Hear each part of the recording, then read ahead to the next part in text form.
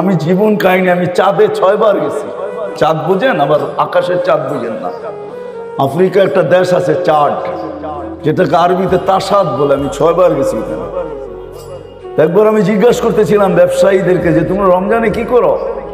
তো বলছে শোনো, নিত্য প্রয়োজনীয় বিক্রি যারা করে, প্রয়োজনীয় জিনিস যারা বিক্রি করে, ওরা ব্যতীত আমরা কেউ ব্যবসা করি না। কেন? রমজান তো আখেরাত কামানের মাস, দুনিয়া কামানের মাস না।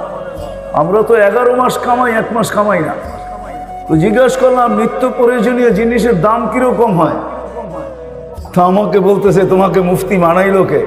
তুমি কেন?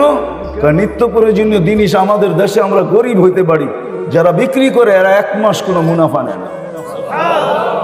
আমি বললাম কেন?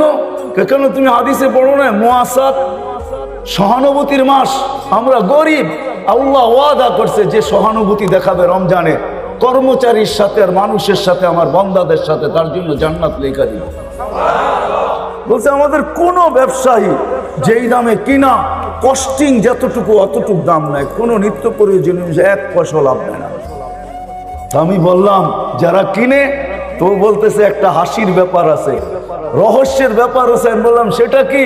যারা কিনতে যায় ওরা দোকানদারকে বলে তুমি তো জান্নাত কামায় নিলা, আমাকে জান্নাত কামানোর সুযোগ দিবে না?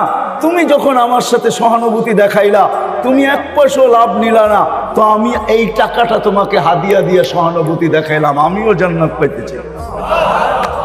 বলেন লাভ বেশি পায় না কম পায়? হায় আমার জাতি যদি বুঝতো,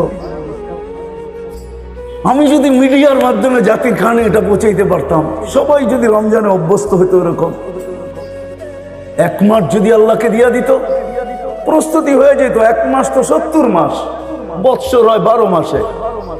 তাও যদি না করতো, শেষ 10 দিন যদি আমার পুরা জাতি লাইলাতুল কদরকে ধরার জন্য উৎপাইতা থাকতো, শেষ 10 দিনে লাইলাতুল কদর হবেই হবে, উৎপাইতা থাকতো, তাইলেও তো মারা যাওয়ার পরে আল্লাহকে বলতে পারতো, যদি জিজ্ঞাসা করে 80 বৎসরের বুড়াকে কতদিন ছিলি, 80 বৎসর, হিসাব রাখেন 1 রাতের দিয়া নেই।